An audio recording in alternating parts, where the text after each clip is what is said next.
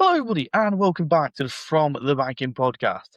Today, you may notice that it's not John introducing you, but me, Aaron. Today, John is busy with work. I And personally just think it's stage fright because of the guests we're getting on, but yeah, I mean, he's a very cool guest, so I think John's too scared as well. clearly. However, today, nonetheless, we're interviewing the voice of the British Touring Car Championship, David Addison.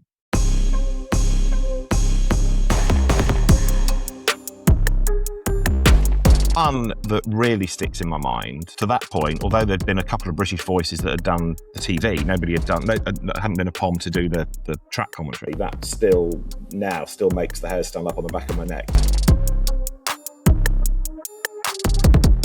I guess we can just kick it off with, if you don't mind, for the listeners and viewers at home, introduce yourself, tell us what you do, a little bit about yourself.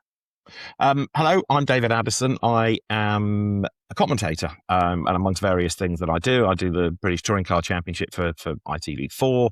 I do GT World Challenge Europe for SRO. I do British GT, and as we record this, I'm sitting in Abu Dhabi because I'm also involved in the broadcast of the Asian Le Mans series. And I also do some esports for Porsche, and I do the British Grand Prix at Silverstone for the circuit commentary, and some years I go to Le Mans and I do the Macau Grand Prix, and on it goes. And I've been doing it for far too long now.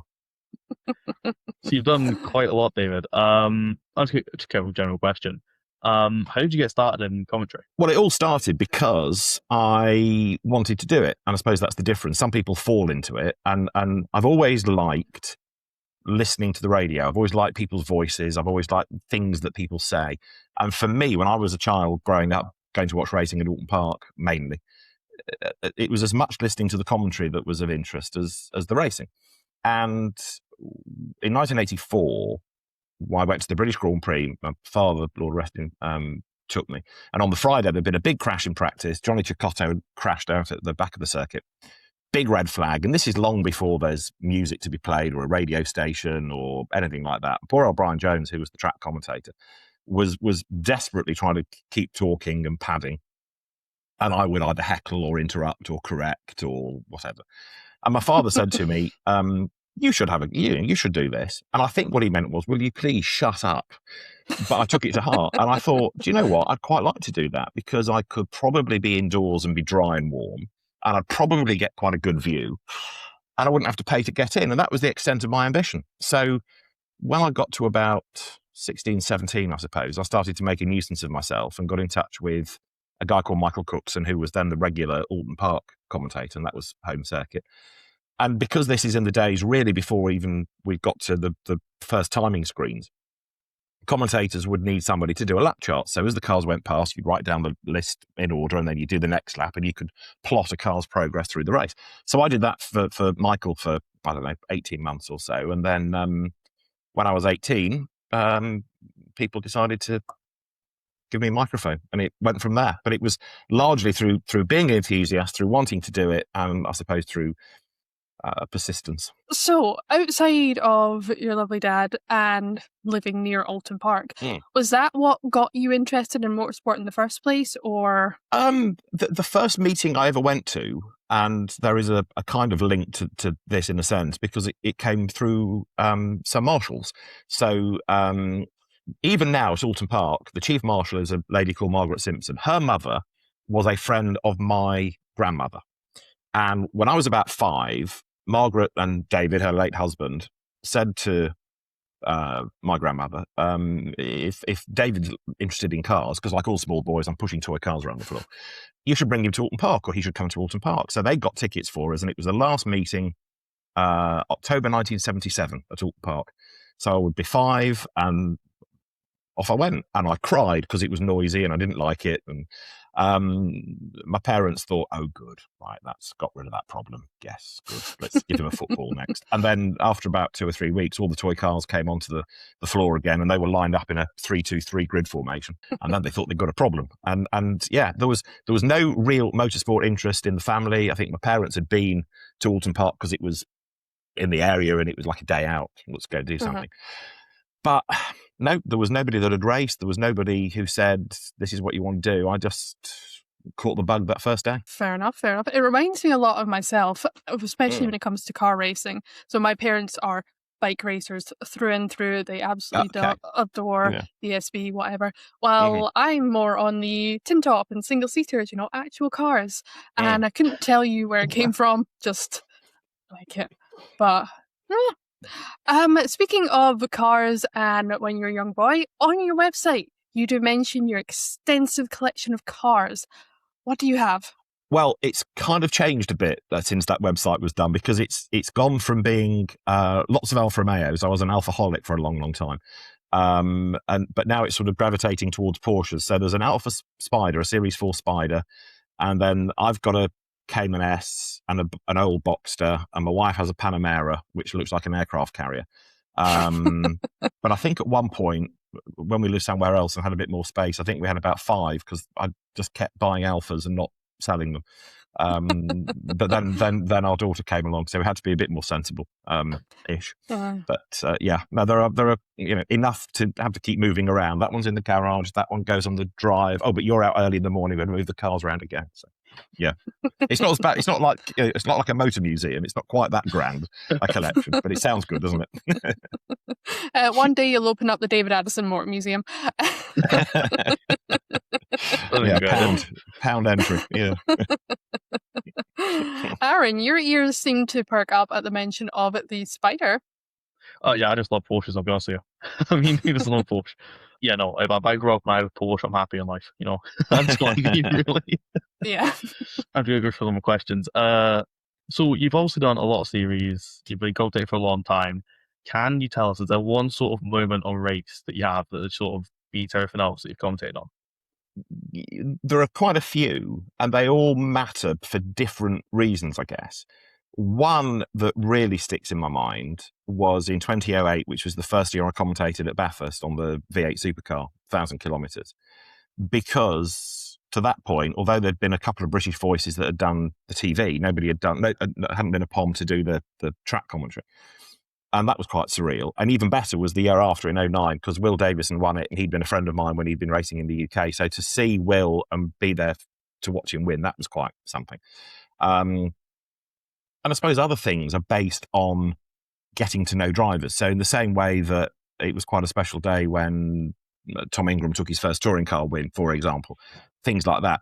But probably quite a few of the memories come from doing the British Grand Prix, because you're doing that for the circuit. So it's great when you're doing it for television, because you've got a bigger audience, clearly, and it's a broadcast.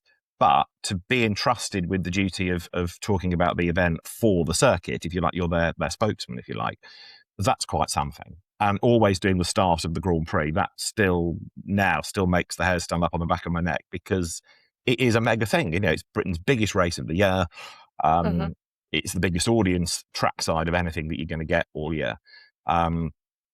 So doing the start of that now, in the old days when I used to go and do the second commentary box, when we had it at Stowe, there was the wet year when Lewis Hamilton took the lead off Heikki Kovalainen in the McLarens going from Stowe down through Vale. And it's changed a bit now with grandstands, but the commentary box had a grandstand on the right of it, and on the left there were all these people stood on the bank. And they watched the cars go through, and then their heads have gone back to look at the third place cars coming towards them. I'm still watching the McLarens, and I then end up talking about Hamilton making his move, and all of these heads sort of turn away from you. And you think, oh, I did that. Well, I didn't totally do that, because Lewis Hamilton had a bit of a part to play in it. But it's that immediate reaction that you can get as well, which makes it special. You can actually see people. If you're getting excited, and there's a crowd nearby when you're doing the track commentary, especially at the Grand Prix, you can see people sort of craning their necks or standing up, and it's having that immediate reaction. When we do touring cars, as an example, okay, it's got a much bigger audience, but my audience is 2 people. There's Tim Harvey stood next to me, and a very nice bloke called Martin, who's in charge of all the audio. So it's bizarre to think you've got hundreds of thousands at home, but you've only got a couple of people that's your immediate audience, whereas the Grand Prix is a bit different. So special memories are kind of based on that, because of the reaction it gives you. But some races just come out of nowhere, and you think, wow, that was a pretty unprepossessing race to begin with, and it turned out to be a cracking battle at the end. You just never know. That's the beauty of it. The best race is always the next one, because you've no idea what happens in that. Yeah. Definitely. What would you say the best or the favourite touring car round of the year is? And yes, we will get annoyed if you don't say Knockhill. Well, No, I'm kidding. Knockhill is high on the list because it's I've always said this, going back to the Super Touring era when I used to come up and do it. It's Knockhill's Grand Prix, so everybody tries incredibly hard at Knockhill to make people have a good time, because the general perception is that you've all come a long way. It's about the same distance for me as it is to go to Brands Hatch, give or take half an hour. But Knockhill is a favourite because it's a great little track. Everybody tries hard to make you have a good time. You can also go to Edinburgh Monarch Speedway or Lochgilly or Cowdenbeath Friday and Saturday night, so you've got a proper fix of motorsport, and that's great. I still like going to Silverstone because I just like Silverstone, always have. And I like going to Donington because when I was, if you like, growing up, the majority of my circuit commentaries were done at Donington and then Silverstone. So Donington still has a pretty special place. The one I don't like going to for touring cars is Alton Park, because even though I live 9 miles away, it's a pain because it's always busy to get in and out. And because I'm so close to home, I want to be home now, not sitting in a traffic jam. So it just annoys me. And people that are friends and live locally suddenly appear to say, "Oh, you know, you've got any spare tickets for the touring cars this weekend or what?" So there was one year, to prove a point, that I ran in on the Sunday morning and ran home. And my wife had been watching with some friends. So as I was running over the vehicle bridge out of the circuit, she rang me and said, "Are you sure you don't want to lift home? We're just getting in the car." I said, No. I'm going to see how far I get. When you catch me up, I'll get in the car. So 9 miles is about 14 kilometres from the TV compound to the front door. And at 10K, they caught me up. So that shows you what the traffic was like that year. Because I wasn't running quickly. I promise you, it'd been a long day. I was quite impressed, actually. Running taking up to a race meet. I would love to do that. It was quite surreal because we have the com cam. So quite often Tim and I will appear in vision. Well, we didn't for the third race, and the reason was I was stood there in my running gear. And so as the drivers were being brought to the podium, I was running past them, and there were some confused faces like, what? But I was determined to get out and get home. Yeah. So no, it's just a frustration, Alton Park, because I mean, other events it's fine because you're so close and there isn't a traffic jam. But I just want to get in the car and get home. And fair enough. Out of curiosity, what time does sort of a day at touring cars or any other events you do sort of start for you? I'm always an early bird. I always like getting in early and watching the day grow. But touring cars, I'm normally in for at the latest 7 o'clock. And I'll probably, the first thing is to go and drop my bag in the commentary booth, and then I go to the Toka unit and have about 9 coffees to kickstart me and have breakfast. And then at 8 o'clock, I have to voice the qualifying report that goes into the touring car pre-show. So I script that on the Saturday night, then I have to voice it, and then they cut the pictures to it. So that's quite an important thing. So we have to try and get that done as early as possible. If it's Croft or Alton, where we're not on air until quite late, it's less of an issue. But if it's somewhere like Brands Hatch, where we're starting at about 11 o'clock or 10:30, then yeah, we've got to get that done and in the can early to give people a chance to edit it. So that's for those weekends. The Grand Prix, I normally get in about 5 o'clock in the morning. I stay about half an hour away with my sister-in-law and her family. So the alarm goes off at 4. I roll out of bed. I drive to the circuit, park the car. The commentary booth that we use for the Grand Prix is within the grounds of the BRDC campsite and the farm on the outside of Abbey. So because I'm fortunate enough to be a member of the club, I can park my car in there. I then go and have a run.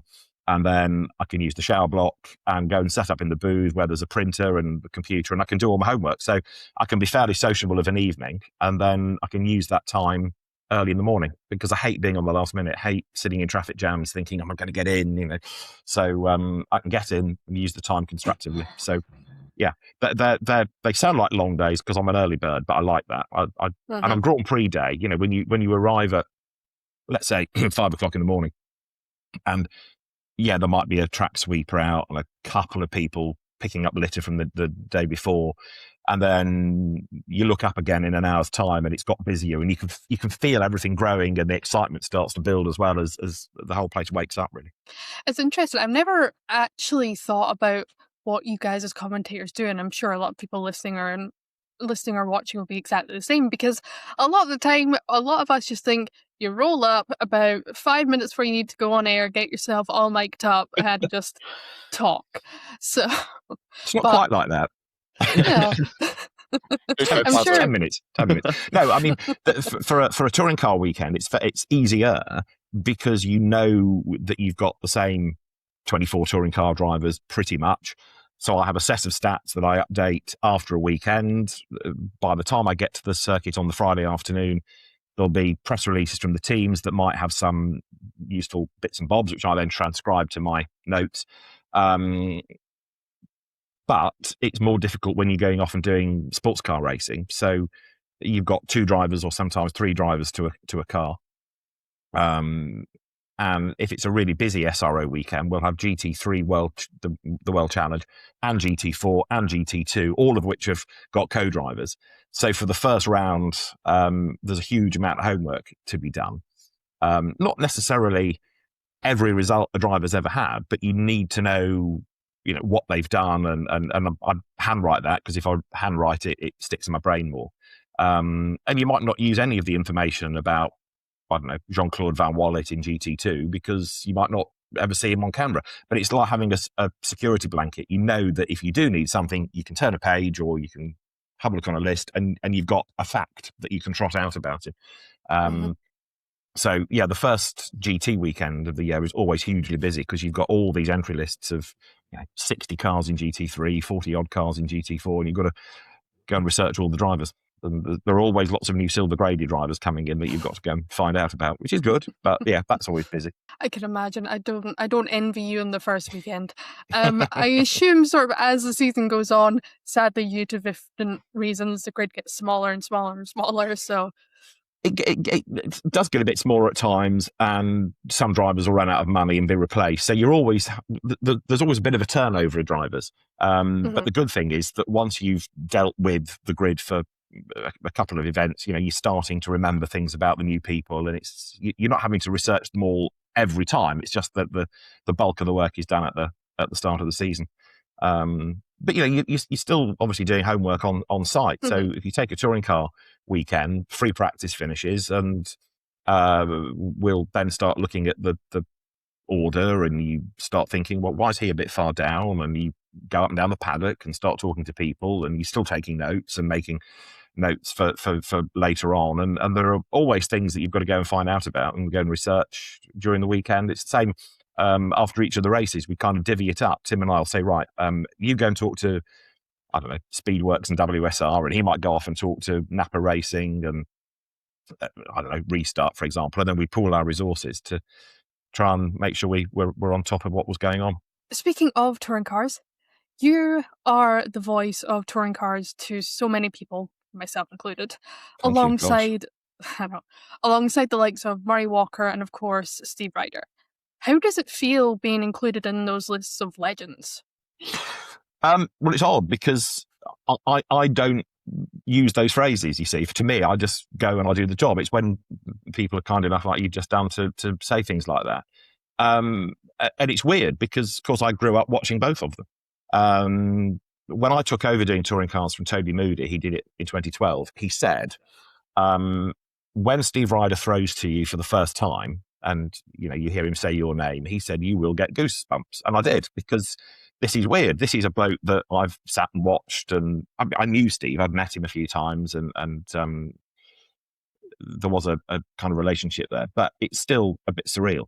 And I suppose also I have to think now that there'll be a generation of people that will only know me or possibly Ben Edwards before me, because their age is such that they wouldn't have seen it on the BBC all those years ago. And of course, there's now YouTube.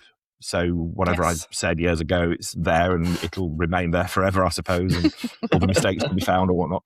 But no, it's very flattering. It's very flattering, because I think you also find, one also finds that a touring car fan is very was going to say defensive of the championship, and I don't quite mean that, but they are very protective of the championship.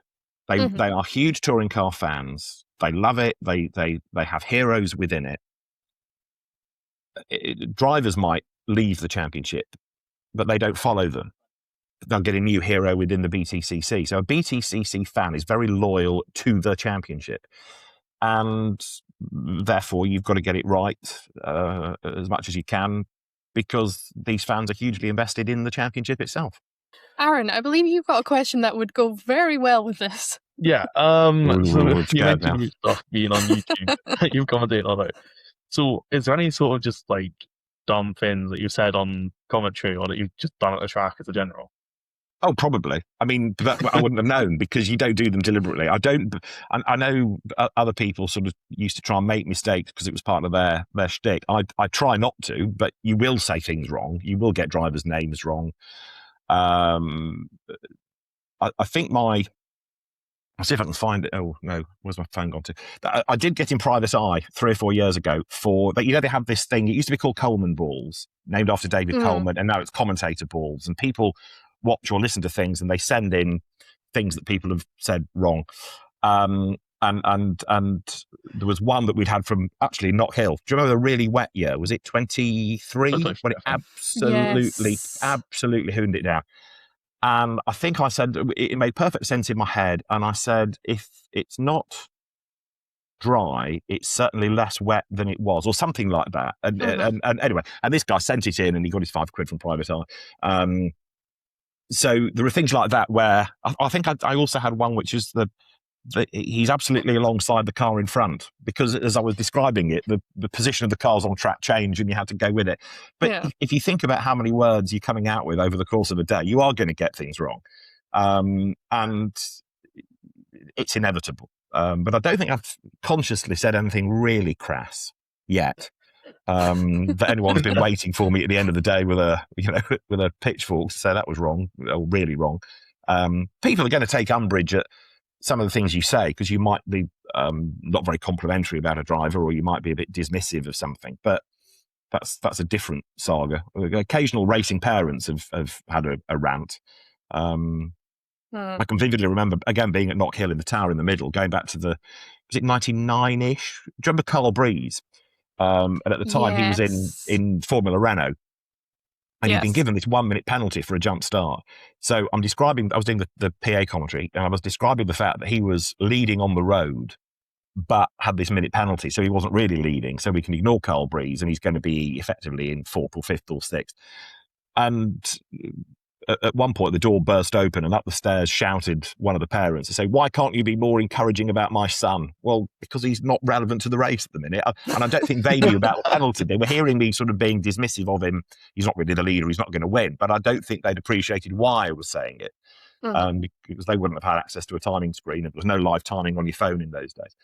But yeah, no, in terms of stupid things, and not yet. Not yet. So wait until Donington in April. We'll see if I can hang on to the record. But I think I'm not conscious that I've said anything ludicrous. But yeah, I'm open to correction. Just to add on to that, I'm not sure how open the commentary is at Knock Hill, but a parent managed to get into the commentary tower and storm up into the commentary booth. Yeah, I mean, it wasn't very well protected. It was just, I think this might, was it the same tower? I think it might have been. But yeah, I mean, you could in those days quite easily just push the door open and walk up the steps. So yeah, it wasn't that you had to have a pass, or the door was locked, or anything like that. And you don't kind of expect people to walk in the middle of a race either. So I have a feeling it was a smaller tower than it is now.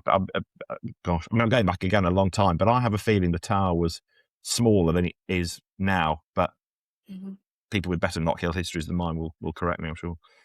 Yeah.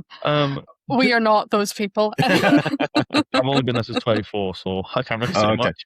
Yeah. On the commentator stuff, though, have you got like a favourite commentator you've commentated on, or just track as a general? The best commentary box always used to be a toss-up between the old Donington box, which is like an air traffic control tower, because you could see the entire circuit, or Silverstone when you were on the outside of Woodcote up in the old tower, which they pulled down in about 2003. Donington is probably still one of the best, and then Brands Hatch is probably very, very good after that for the Indy circuit. Everywhere else, you kind of struggle because of the topography of the place. Silverstone now, you're on the inside of the circuit, but wherever you go at Silverstone, there's now more grandstands and more buildings, so you don't have the view that you did in the 60s, 70s, 80s and onwards from the tower.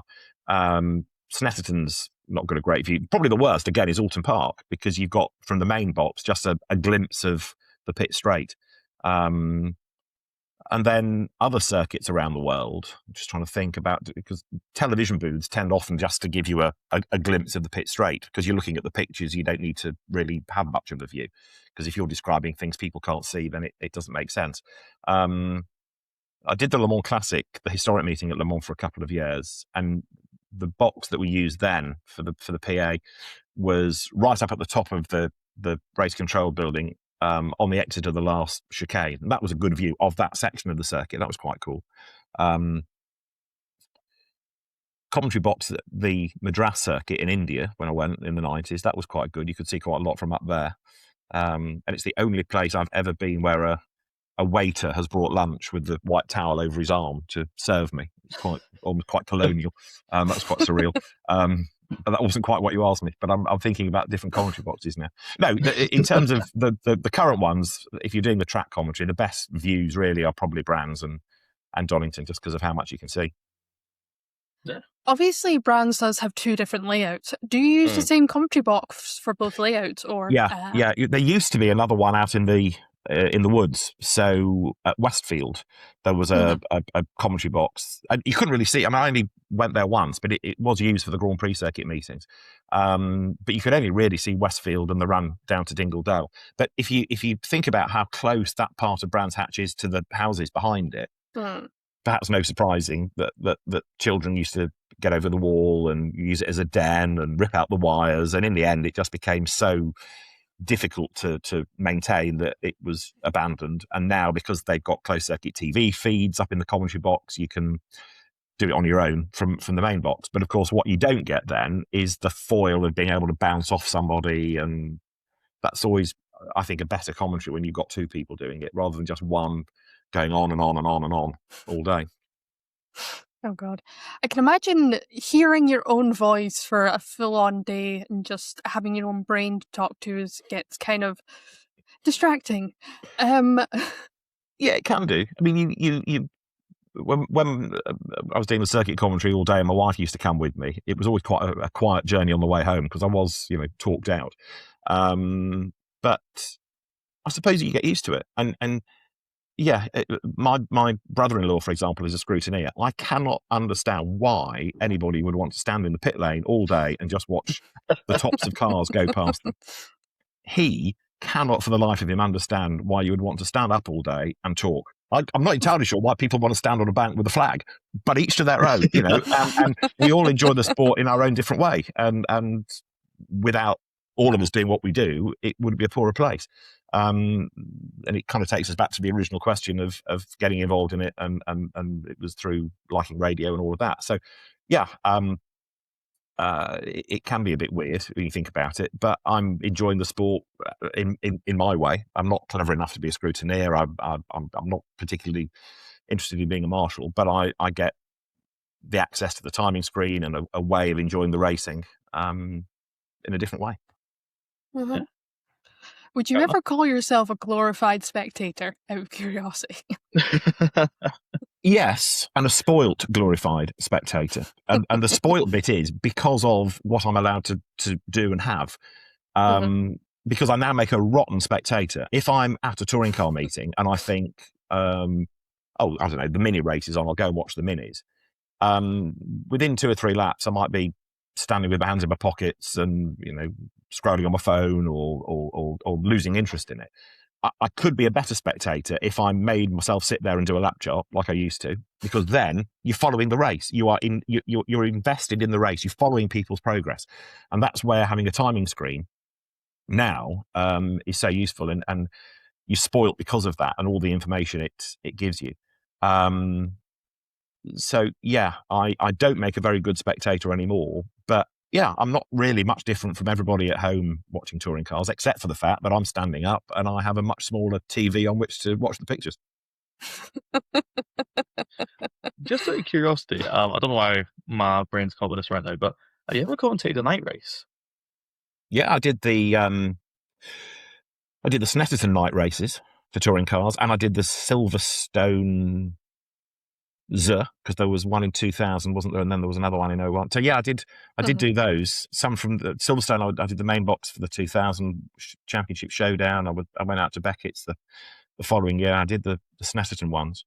And I've done the Wilhigh 24 Hours a few times at Snetterton as well.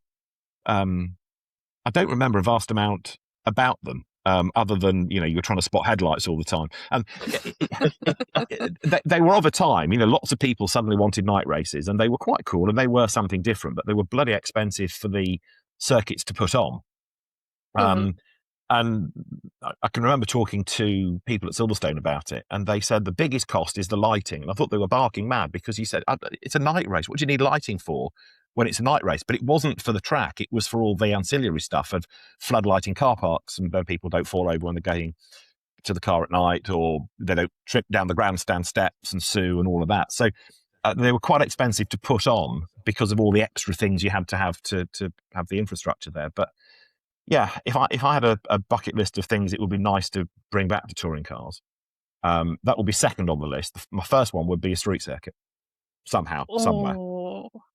I have never thought about that, but now you mention it, that would be fantastic. When I used to go to Australia, we had quite a few street circuits.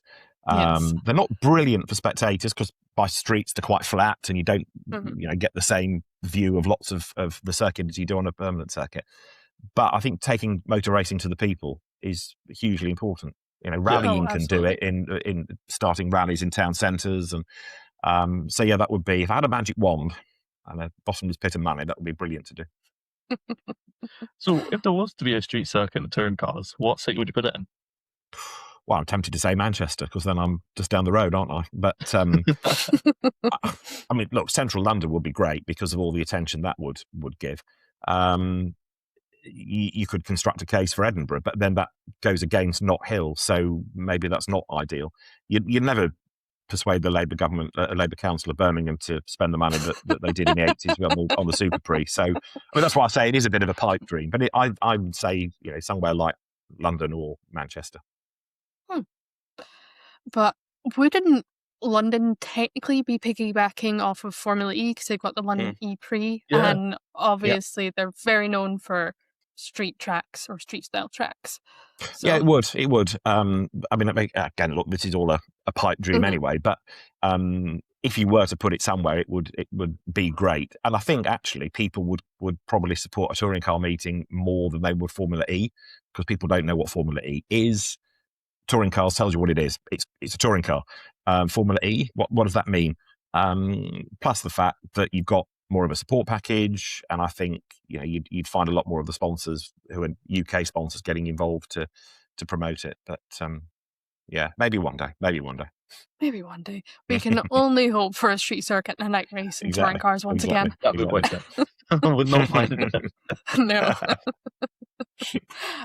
You're often heard commentating in places such as Europe, Asia, America, you name it. This is a question for my boyfriend, by the way. Do you ever have time for yourself? Rarely. Really? I mean, I've got a couple of days break while I'm out here, because I was in Dubai last week, and then we've decamped up to Abu Dhabi for the next round of Asian Le Mans. So I've got a couple of days here. For the last few years, we've had a sort of 10-day break between touring car events in the summer, because we've got to try and match it around my calendar and school holidays. This year, the calendars work out that it looks like I'll join the family holiday, leave it, and then rejoin it, and then leave it again. When I started doing this, which was 1991, seasons would start maybe mid to late March and finish mid-October, mid to late. A November meeting was really quite unusual. And now, because of the fact that you've got more circuits in the Middle East, you've got more racing in Portugal, which has a great climate this time of year. The season is almost never ending. Plus, there's esports racing that I do. So I think my first commentary of the year was the 11th of January, and last year the last one was the 14th of December, because there are winter championships, and if you're involved in sports car racing and GT racing, it's a golden age, partly because of the number of cars in it, but also the amount of races and the amount of work, whether you're commentating, whether you're an engineer, whether you're a driver. There's so much of it out there. So the season has got longer and longer and longer, which in terms of time for myself, no, it doesn't leave a lot, but perhaps more frustratingly, not much time for the family. Mhm. Yeah. Just to back at the esports then, obviously, like you said, you commentate esports. Do you change your approach to commentate like an esports race to a real race? Well, not a real race, but a race in real life, or does it not really matter? It doesn't really matter. The first one I ever did, I was trying to work out beforehand how on earth I was going to commentate on all of these people on all of these rigs, because all I'd ever seen of esports were photographs of people with a steering wheel and a monitor. How do I know who's winning? Because anyway, but of course, what I hadn't really twigged until we did the first one was when everyone joins the server, you are given the pictures of the race, so they're just TV pictures like they are for a real race, if you like, a real world race. Where you do have to be careful is just some of the phraseology, because obviously it doesn't matter quite so much in esports. Little quirky things like, he can feel the car slide. Well, maybe you can't on a sim, because in the real world, the driver can feel it through his backside. You can't do that on the sim, and so it's some of the phraseology that you need to tweak. But no, largely it's much the same way of doing it. Much the same way, yeah. Sort of speaking of sort of outside commentary, do you do any commentary outside of sports? Not really. Occasionally I've done the odd non-motorsport podcast and things. And I did once, because there was a clash between World Endurance Championship. So Martin Haven had to go and do that, and he normally did a winter sport. I did sub for him at bobsleigh, which was great fun.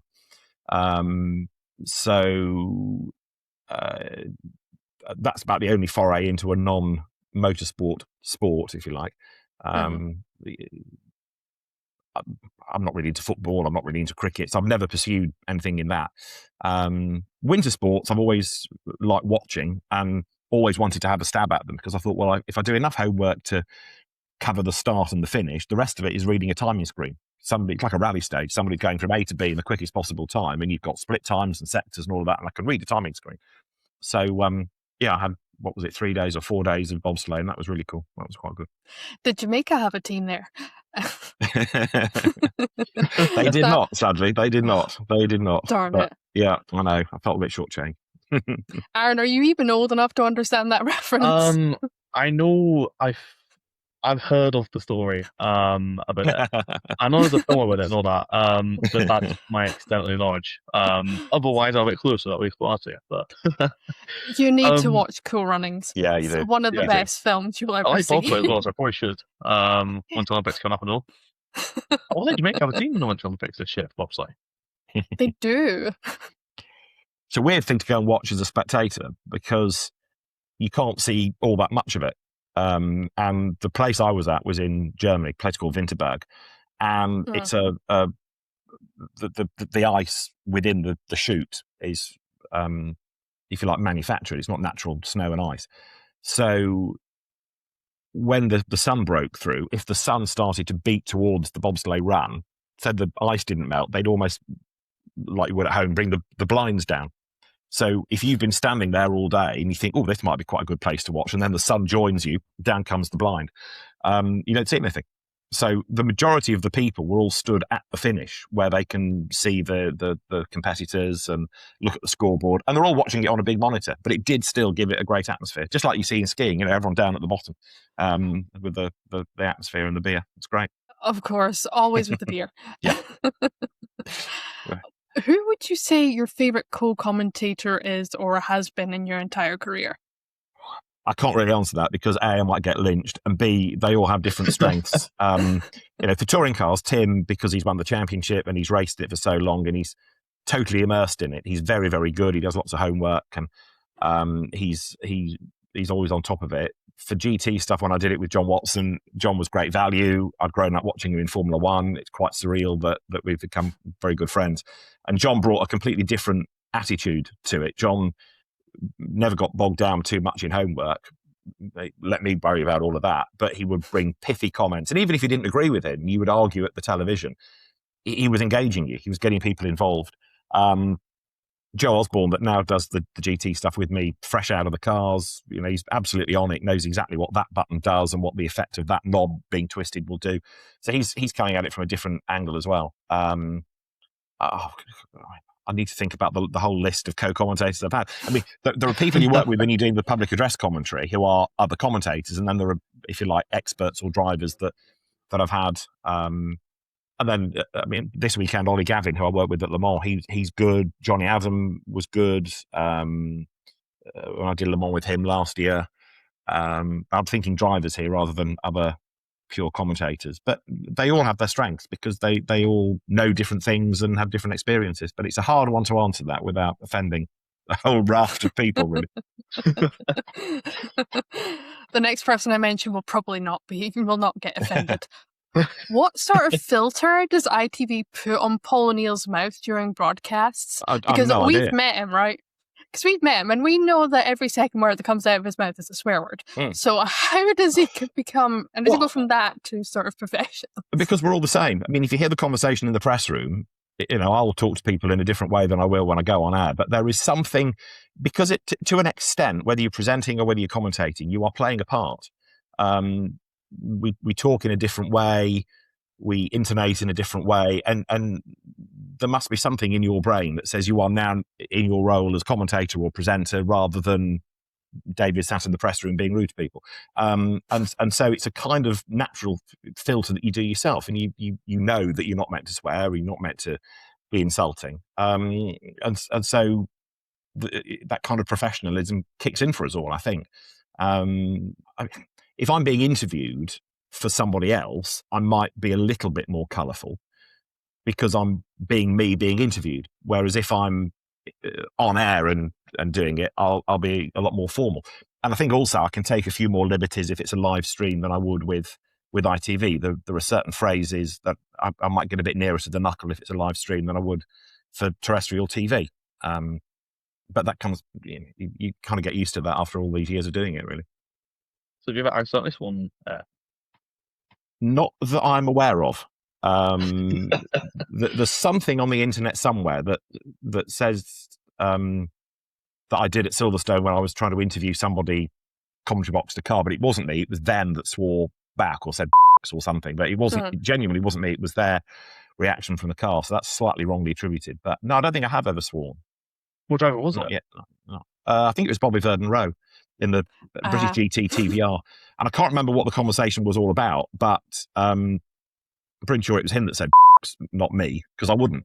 And it must have been in qualifying, so it was probably about his qualifying lap or where they were in the order, and you're now fifth fastest, and I went or something like that. But yeah, no, I haven't sworn yet. You're fine to answer. Yeah, there's a long list of things here you're building me up for, aren't you? It's fine. It's not like we'll be watching or anything. Just kind of off the back of that, recently we've seen you at the 4 Hours of Dubai as a pit reporter. How do you sort of, when a driver is maybe having a bad day or had a bad qualifying or a bad stint or whatever, and you can clearly tell that they are just not in the mood, but you've got to for a TV or whatever, how do you sort of approach that conversation with that person? Just like you would anybody that you talk to in real life. Your facial expression or your body language, and, instead of being all officious and saying, we need an interview now, look, I'm really sorry. Can we have a quick word for TV? Yeah, go on, all right, sort of thing. Yeah, just read the room, really. It's a guy at the weekend I had to talk to who'd come in with a puncture, and he didn't really want to, but also the drivers are professional enough to know that they need to be doing it. And it does help when you're doing it for the championship, because they know that it's part of their obligation, if you like, to work with the host broadcaster. So they see you arrive with an Asian Le Mans Series logo on your chest and a cameraman, and they've kind of got to play ball, really.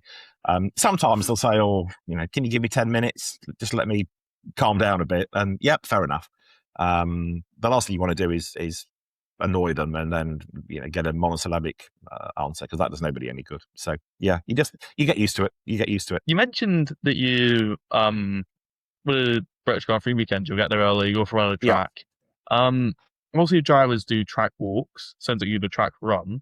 Do you do that just for fun, or is that like something you go do? Well, it started for fun, but then you start to appreciate what you learn by doing it.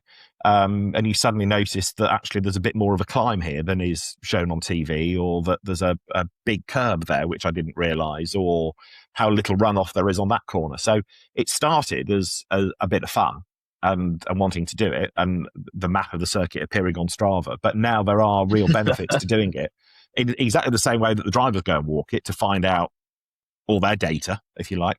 Then from our point of view, it is becoming a thing. Some circuits are easier to run than others. Macau's hard work because it's public road, so I'll have to get up very early in the morning and run around that before all the traffic appears. Whereas a permanent circuit's quite easy. But no, it started for fun, but it has very much become a useful thing to do. Sure. Yeah, no, I definitely understand the Strava because I'm a little bit as well.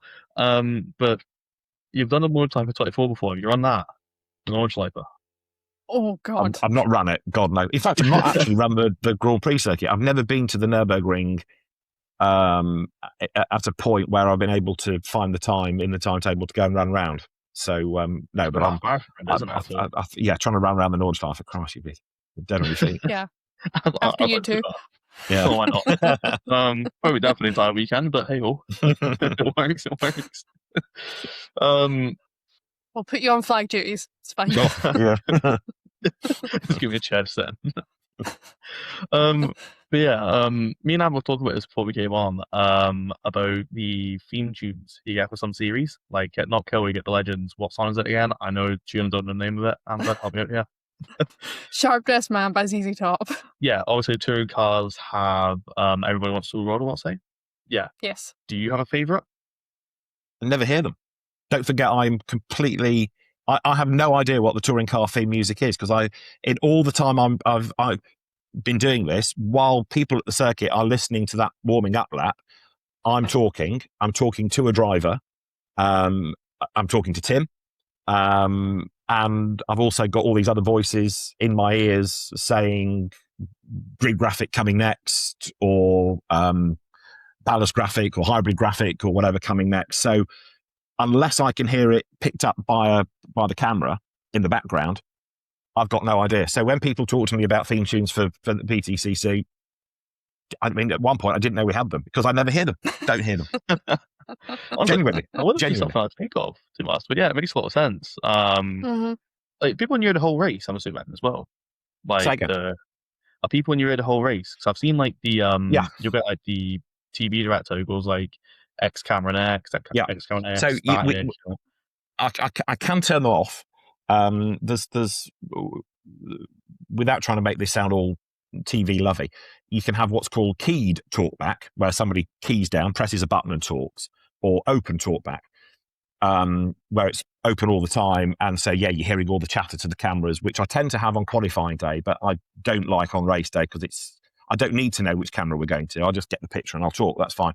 I think Tim does like open talkback because he's able to know where we're going to in terms of the replay or the next battle, but that's a personal choice. In the booth, we have 6 monitors. So we've got timing at the top on the left-hand side. Then, because we have 2 OB trucks, one does race, in other words, the race footage, that monitor. Below that is the presentation monitor, and the Pres team are the people that are in charge of the studio or the bits that Nikki does and Louise's interviews and all of that. And that's a separate feed. And then obviously at one point they'll merge because the race is going out and that's all we're taking. So the same picture appears on both. And then on the other side, we've got another 3 monitors. Page 1 for timing for Tim. Then we have the tracker map, and then the bottom one is ComCam. So we've got 6 monitors to juggle. And so, yeah, in terms of who's in my ears, I've got obviously Tim. There'll be the driver that I can turn up, who we'll talk to. Normally, once the race starts, we'll turn that down, and actually the audio people take it away because we don't really need that. But that's there, and I can crank it up again if there's a safety car, and we can talk.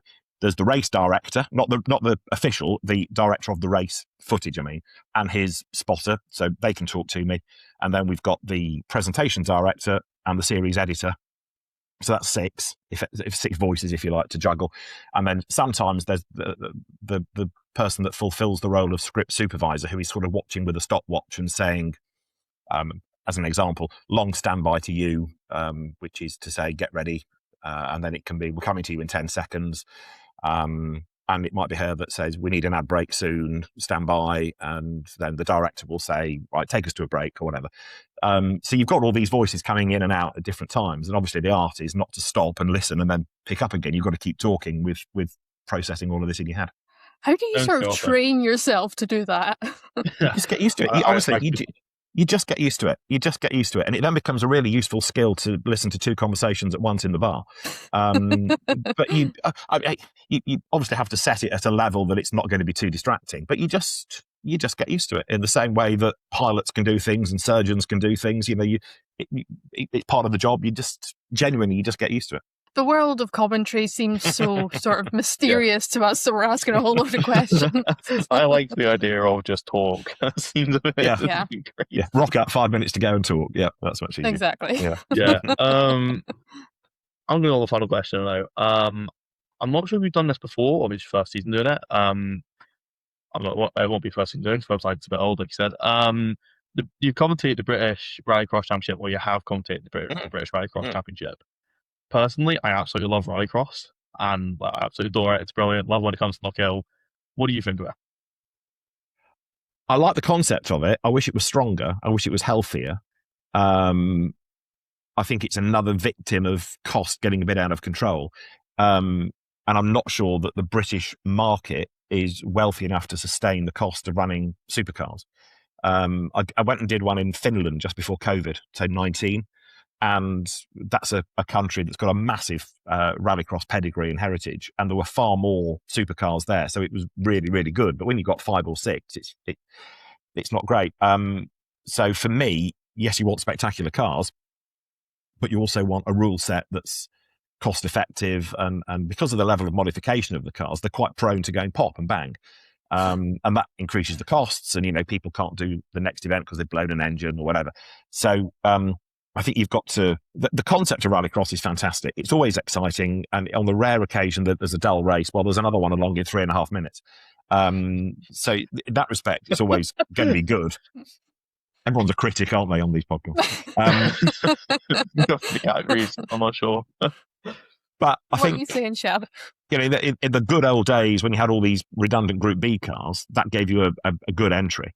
Now, they're quite complicated and they're quite expensive to run. But I think the concept of rallycross is fantastic. Always has been. Yeah. Amber, you got any more questions? One, apologies for my cat. He doesn't normally interrupt like that. That's quite all right. Has he got any questions? Shadow, do you have anything to say? No? Okay, fair enough. At least the cat's named after a racing car. That's good. Yes, he is. We've got Shadow, who's down there, Black Cat, and we've also got Archie, who's named after. See if you can work this one out. Archie Hamilton? Bingo. Archie Scott Brown? Archie Hamilton. Dude, what are your plans for... Actually, no, that's a lie. I'm going to ask this question. Oh. You've done the Macau Grand... I changed my mind. It's very quick. You've done the Macau Grand Prix for absolutely years. What is the best and the worst thing about that track?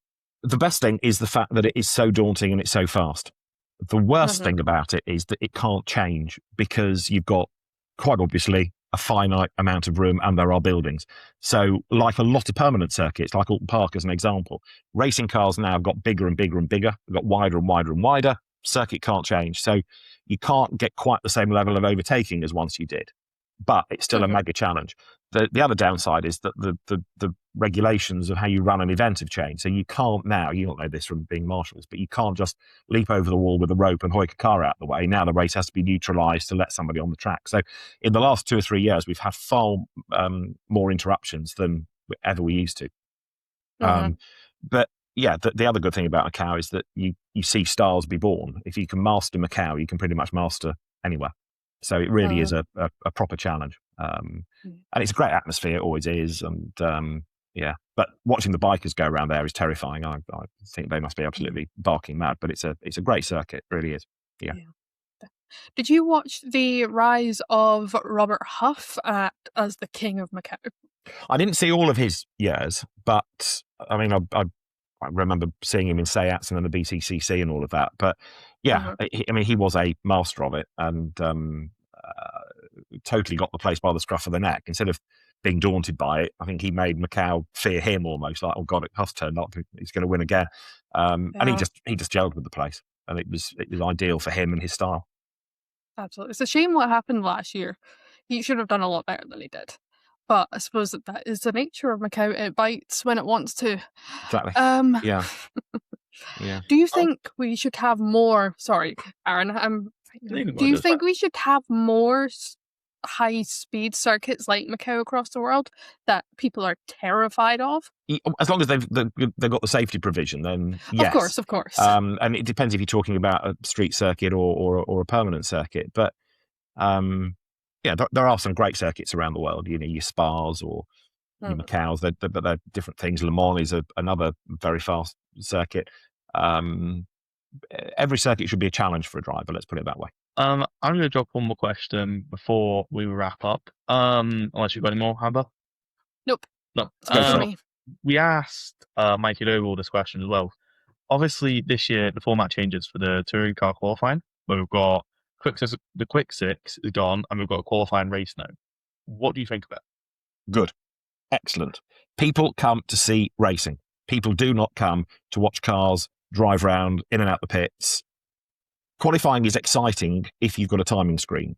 Qualifying works on TV because we've got all the graphics and all of that. But people want to see racing.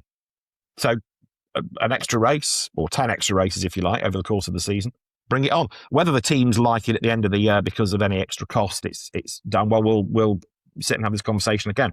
More racing, the better. So yeah, it'll make a focal point of Saturday, and it gives people a purpose now to go on Saturday because there's a race, we might as well go rather than just qualifying. So yeah, I think it's a great idea. All in favour. But doesn't it technically give you more work? Not really, because it's all part of qualifying. And I mean, you know, we're on air for the qualifying session, we're on air for the race, but I don't really mind, really. I think it'll be interesting. It's going to be interesting to see how people attack it. You know, do they go for broke for another row up on the grid, or do they, you know, is it going to be dull because people keep out of trouble and just bank a grid position? We don't really know yet, but I think the fact that it's an extra race will be good. And yeah, it's looking at the timetables, it's at a good slot in the afternoon, so it won't drag on to drinking time. It'll be fine. One last question from me. You probably know the touring car grid this year. Who do you think is going to be champion? Is it going to be Tom Ingram, or is it going to be someone new? Continuity is a very important thing. And therefore, I would say that whoever you put your money on for the championship, you would need to make sure is still in the same car, team, engineer environment. And when an entry list comes out, if there's anything that looks different, just move them a bit further down your list of possible champions. As for stand, as like, let's say everyone from last season stays in the same seat as they are right now, who would you say will win the championship? I still think you'd be looking at a Sutton Ingram battle. But well, let's wait and see. Yeah, right, nice one. We appreciate your non-answer. My career in politics beckons, clearly. Yes, yeah. Just for the record, I would vote for you. Thanks. Right. Is there anything you would like to promote just before you go? Not hugely promote, but other than to say to all people involved in marshalling and whatever volunteer official role, thank you because you're helping make the sport continue. Like we've touched on, people enjoy their motorsport in different ways, but without marshals and scrutineers and other volunteer officials, we would be struggling. So keep up the good work. Thank you. We really do appreciate that. No worries. That's from David Addison, everybody, and a massive thank you to David for coming on today, and Amber for not leaving us, unlike John. Yeah. John, next time we see you, I hope you know that we're getting you back for this. We're going to leave you to do an entire episode on your own, so you know how we felt. Yeah, this is a hard experience, especially on my sore knee and everything. But anyway, thank you for listening, everybody, and that has been From the Banking.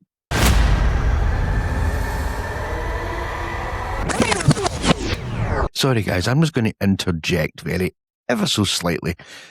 Seeing as I am sitting here doing the edit for this latest podcast, I am gutted that I could not be on this live recording of the podcast. Unfortunately, things at my place of work, I could not get away. So I did unfortunately miss this podcast, and I am absolutely gutted because I have just watched the podcast as I've been editing, and it was fabulous. It was fantastic. Well done to Amber and Arran. Only yesterday I told them that I wasn't going to be able to make it, and they basically pulled it all together, and they have managed to put together what you are listening to or what you have just been watching. So I just wanted to say a big thank you to those two, and a big thank you to David Addison for coming on and giving us the information and talking the way that he did. He was very frank. He was very open. Thank you very much, sir. And maybe not get it sent to you, but at Knockhill this August, we will be coming up to the commentary box, and we will be handing you some lovely From the Banking merch. So back to the outro music, and I will see you next week.